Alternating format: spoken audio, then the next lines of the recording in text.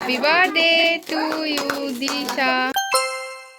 So hey guys, আমি হচ্ছে অহনা। আজ হচ্ছে আমার বোনের বার্থডে। জাস্ট দাঁড়িয়ে আছি ইন্ট্রোটা দেবো বলে, তো দেন নিচে যাব, নিচে গিয়ে রেডি হয়ে কেক আনতে যাবো। তো ফাইনালি আমি পুরো রেডি হয়ে গেছি, যাচ্ছি বাবার সাথে কেক আনতে।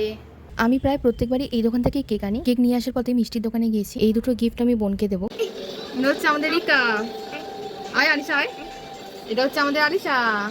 20 জুন আমার ছোট্ট বোনের জন্মদিন। এই বছরের জন্মদিন আর জামাই ষষ্ঠী একই দিনে পড়ে গেছিল। আরও একটা মজার কথা তোমাদের সাথে শেয়ার করি। আমার বাবা কিন্তু এই প্রথমবার আমার ভিডিওতে হাই বলেছে। এর আগে যতবার বলেছি বাবার একটাই কথা, আমার দ্বারা হাই হবে না। তাই আমার বাবাকে ভিডিওতে একটু কম দেখাচ্ছে। আর সেই সময়টা দেখো, করো না হাই। হাই কই হবে না হতে।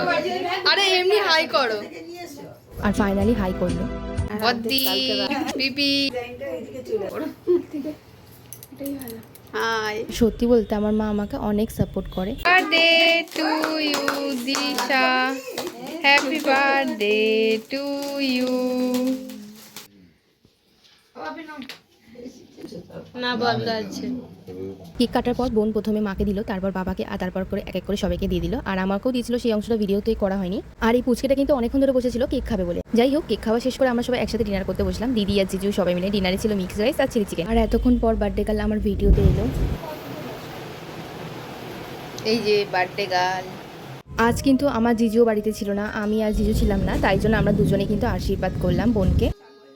তো এই যে আমরা এখন সবাই খেতে বসবো।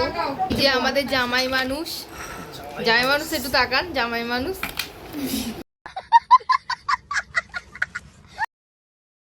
তো এই যে আমাদের ছোট্ট মানুষ খেতে বসে গেছে। আর আমার সামনে চলে এসেছে মিক্স রাইস আর চিলি চিকেন। দেখতে এত সুন্দর লাগছে, খেতে তো আরও ভালো লাগবে। এই রাইস চিলি চিকেন কিন্তু আমার বোন ধৈর্য ধরে বানিয়েছে, ও রান্না করতে ভীষণ ভালো লাগে। এই হোক, রাতে ডিনারে ছিল রাইস আর চিলি চিকেন, আর ছিল চাটনি, পাঁপড়, মিষ্টি। চাটনি পাঁপড়টা নিই। তাহলে চলো আজ ভিডিওটা এখানে এন্ড করছি। দেখা হবে নেক্সট ব্লগে। টাটা। অবশ্যই কিন্তু আমাকে জানিও কেমন লাগলো আমার এই ব্লগটা।